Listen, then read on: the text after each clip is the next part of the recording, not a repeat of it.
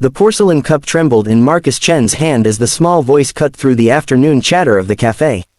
He looked down to find a girl, no more than 7, clutching what appeared to be the mangled remains of a stuffed rabbit. One button eye dangled by a thread, its ear hung at an impossible angle, and the seam along its belly had split open, spilling synthetic stuffing like entrails. "Mister, can you fix my toy?" Her voice cracked on the last word. "It was our last gift from Dad." Marcus froze. Around him, the wealthy patrons of Belmont's, the most exclusive cafe in Manhattan, continued their conversations about stock portfolios and Mediterranean vacations, pretending not to notice the poorly dressed child who had somehow slipped past the host stand. The girl's coat was too thin for December, her shoes scuffed beyond recognition, and her eyes held a desperate hope that made something deep in Marcus's chest constrict painfully. He should send her away. He had the Brennan merger presentation in 40 minutes, $20 million hanging in the balance. His entire morning had been carefully orchestrated around this meeting, and now his concentration was shattered by a child with impossible expectations and a ruined toy. "I'm not," he began, but then she held the rabbit higher, and he saw her hands were shaking. Not from cold, though the cafe's blast of heat suggested she'd come in from bitter weather. She was shaking because she was trying not to cry. Marcus Chen hadn't cried in 15 years. Not when his company went public. Not when his mother died. Not when his wife left him, taking their daughter and citing his emotional unavailability in the divorce papers. He'd built an empire on the principle that sentiment was a weakness, that success required the surgical removal of anything that made you vulnerable. Yet here he was, age 42, undone by a child's trembling hands. "Sit down," he heard himself say, gesturing to the empty chair across from him. His assistant, Jeremy, who'd been reviewing notes at the next table, looked up in alarm. "Mr. Chen, the presentation can wait." Marcus pulled out his phone and texted his driver. 10 minutes. The girl slid into the leather chair, looking painfully out of place against the cafe's marble and gold fixtures. Up close, Marcus could see the dark circles under her eyes, the way her clothes hung loose as though she'd recently lost weight. She placed the rabbit on the table between them with the reverence usually reserved for holy relics. "What's your name?" Marcus asked. "Lily." She touched the rabbit's remaining ear gently. "This is Mr. Hopscotch. My dad gave him to me and my sister on our birthday." It was the last birthday before, her voice broke. Before the accident, Marcus felt something crack inside his carefully constructed armor. When did it happen? 6 months ago. Lily's words came faster now, as though a dam had burst. "A truck ran a red light. Dad died right away," they said. "Mom was hurt real bad. She's still in the hospital, but we don't have good insurance anymore because Dad's job ended when she couldn't finish." "Where's your sister?" "Outside. She's watching our cart. We sell flowers on the corner, but it's so cold nobody's buying today." "Emma, that's my sister. She said I should come in here and get warm for a minute, but then I saw you and you looked." She studied his face with unnerving intensity. "You looked like someone who might understand." Marcus had no idea what she saw in his face that suggested understanding. He'd spent years perfecting an expression of polished indifference. Yet something about this child had seen through it, had recognized, what? Pain, loneliness, the ghost of who he used to be. He picked up the rabbit, examining the damage. The stitching was amateur but done with love. He could tell from the uneven but determined stitches that someone had repaired this toy before, probably multiple times. One ear was barely attached, the stuffing was escaping from several seams, and the button eye would need to be reinforced. It was, objectively, beyond saving. Any reasonable person would suggest buying a new toy. But Marcus understood, suddenly and completely, that this wasn't about the toy. This was about the last tangible connection to a father who'd loved his daughters enough to choose their birthday gift carefully. This was about a family shattered by random cruelty, about 2 girls trying to survive by selling flowers in December, about a mother fighting for her life while her children waited in the cold. "I can't fix this here," Marcus said, and watched Lily's face crumble. "But I know someone who can. My mother was a seamstress, the best in Chinatown. I still have all her supplies at my apartment. If you come with me, I'll fix Mr. Hopscotch properly." Jeremy stood up so fast his chair scraped against the marble. "Mr. Chen, the Brennan meeting. Reschedule it." "But sir, they've flown in from Tokyo specifically for." "I said reschedule it." Marcus met Jeremy's shocked gaze steadily. "Tell them I have a family emergency." "Because I do." He couldn't explain why he said that, why this child's crisis had suddenly become his own. Maybe it was exhaustion from years of meaningless victories. Maybe it was the way Lily looked at the rabbit as though her entire world depended on its resurrection. Or maybe it was simpler than that. Maybe he was just tired of being the man his ex-wife had described in the divorce papers, the man who'd become so successful he'd forgotten how to be human. Lily's eyes widened. You'll really fix him, but we don't have money to pay you. I don't want money. Marcus stood, leaving his untouched coffee and his leather portfolio on the table. Come on, let's get your sister too. It's too cold to sell flowers today. Outside, the December wind hit them like a physical blow. Lily led him around the corner to where a girl of perhaps 9 stood beside a shopping cart filled with wilted carnations and roses. She had the same dark hair as Lily, the same exhausted eyes, but her expression was harder, more suspicious. This one had learned not to trust. Emma, this man says he can fix Mr. Hopscotch. Lily's voice was bright with hope. Emma's eyes narrowed as she took in Marcus's tailored suit and expensive watch. Nothing's free. What do you want? The question was asked with a world weariness no 9-year-old should possess, and it struck Marcus harder than any business negotiation ever had. What did he want? An hour ago, he could have answered instantly. To close the Brennan deal, to expand into Asian markets, to increase his net worth by another 50 million. Now, standing in front of these two girls whose entire lives had been upended by tragedy, he realized he didn't know what he wanted. Or rather, he'd forgotten. I want to fix a stuffed rabbit, he said simply. And I want you both to get warm. Will you let me do that? Emma studied him for a long moment, and Marcus had the uncomfortable feeling of being weighed and measured by someone who'd learned to spot lies and false promises. Finally, she nodded. Okay, but Lily stays in my sight the whole time. Fair enough. Marcus respected her caution even as it broke his heart. My car's here. His driver, Thomas, handled the appearance of 2 disheveled children with admirable composure, even when Marcus instructed him to take them to his penthouse apartment instead of the office. During the 15-minute drive, Marcus learned that their mother, Sarah Martinez, had been in a medically induced coma for 3 months. She'd woken 2 weeks ago but faced years of physical therapy. The girls were staying with a neighbor, Mrs. Chen, no relation, Emma added with the ghost of a smile, who worked night shifts and couldn't watch them during the day. They'd been selling flowers for 6 weeks, making barely enough to cover food. The hospital bills were astronomical. Their father's family had cut off contact after the wedding, disapproving of his marriage to Sarah. Their mother's parents were deceased. They were, in every way that mattered, alone. Marcus's apartment occupied the entire top floor of a building in Tribeca. As they entered, he saw it through the girl's eyes, the floor-to-ceiling windows overlooking the Hudson, the minimalist furniture that cost more than most cars, the abstract paintings his decorator had insisted were investment pieces. It was beautiful in the way museums are beautiful, impressive but cold, designed to impress rather than comfort. Wait here, he told them, gesturing to the living room. He disappeared into what had once been his mother's room. He'd kept it exactly as she'd left it, though he couldn't explain why, and returned with an old sewing kit. His hands remembered the feel of it, the weight of the wooden box his grandfather had carved. His mother had tried to teach him basic stitching when he was young, before he'd decided such things were beneath him, before he'd rejected everything that reminded him of their immigrant poverty. He settled at the kitchen table with Mr. Hopscotch, and to his surprise, his hands remembered what his mind had forgotten. Thread the needle, not the end, small, even stitches, just as his mother had shown him 30 years ago. The girls watched in silence as he carefully reattached the dangling ear, reinforced the button eye, and closed the split seam. When the stuffing tried to escape, he packed it back in gently, treating the worn toy with the same precision he brought to multi-million-dollar contracts. As he worked, Lily began to talk. She told him about her father, who'd been a high school teacher before budget cuts eliminated his position.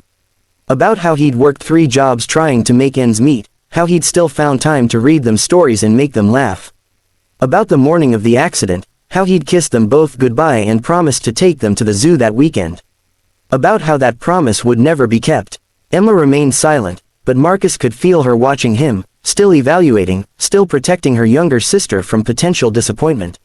He understood that too, the burden of being the one who had to stay strong, who couldn't afford the luxury of hope. It took him nearly an hour, working with a focus he usually reserved for negotiations. When he finally tied off the last stitch and held up the rabbit, it looked, not new, exactly, but whole. Repaired. The scars were visible if you looked closely, the places where it had broken and been mended, but that seemed right somehow. Some things couldn't be fixed without showing where they'd been broken. Mr. Hopscotch, he announced, handing the rabbit to Lily. She took it with trembling hands, and this time she didn't hold back the tears.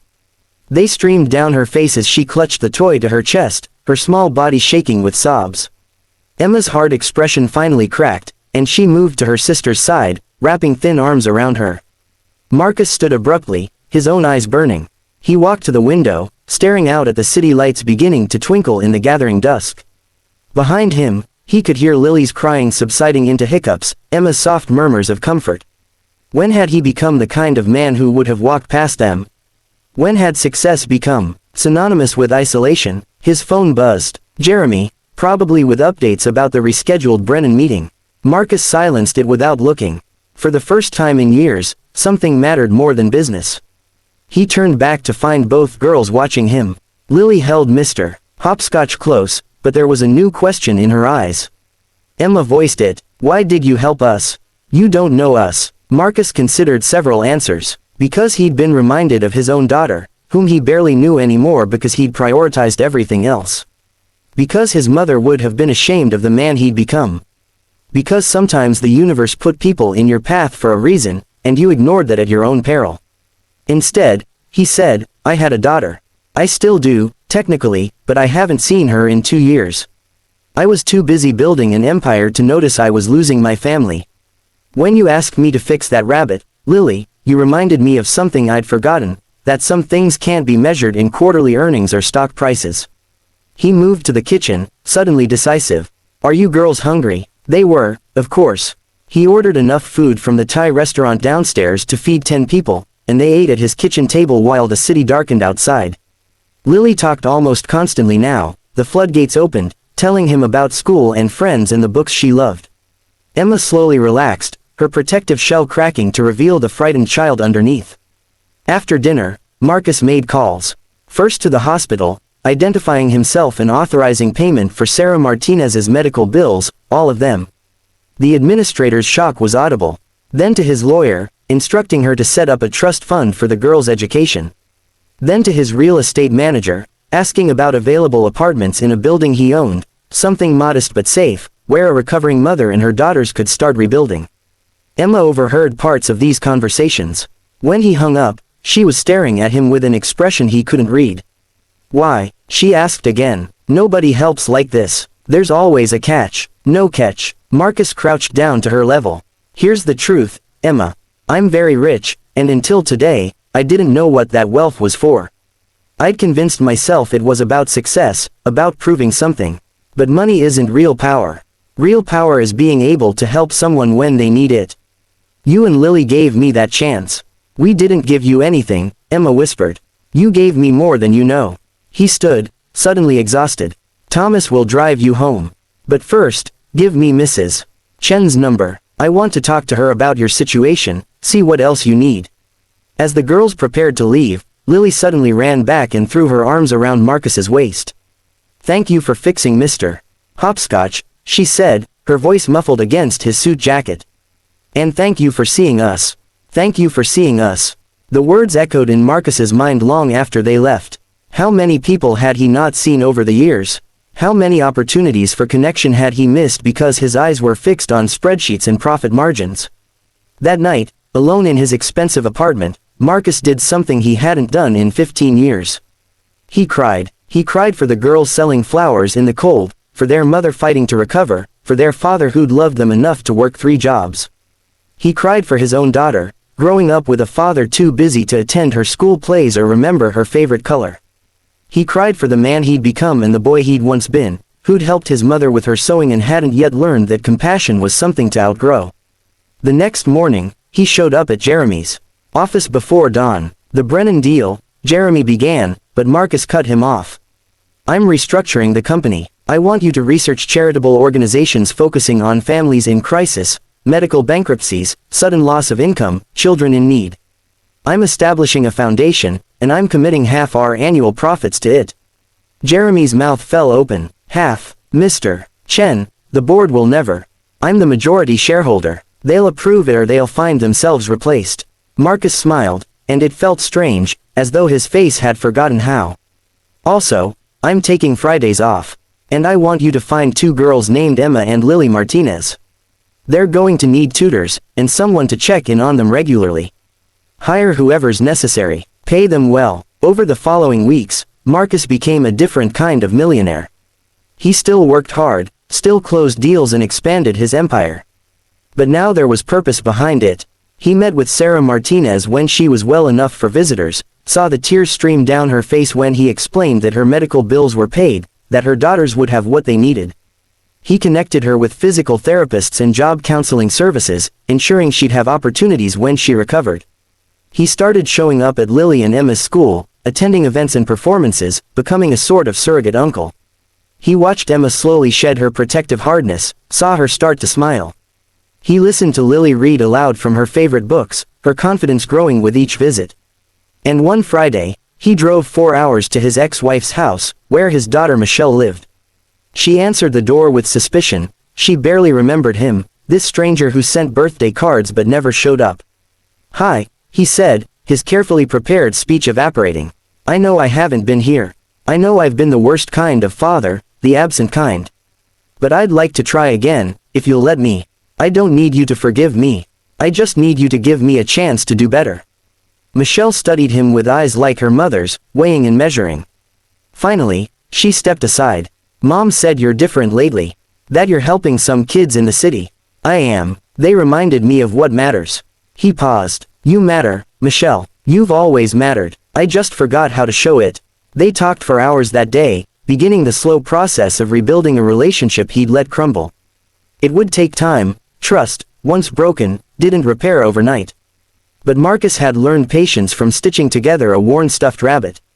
Some repairs showed their scars, and that was okay. What mattered was that they held. 6 months later, Marcus stood in the same cafe where Lily had first approached him.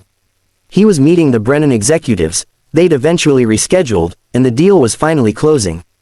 But this time, when he saw a young mother struggling with a stroller and 2 small children, he didn't look away. He held the door. He helped her with her bags.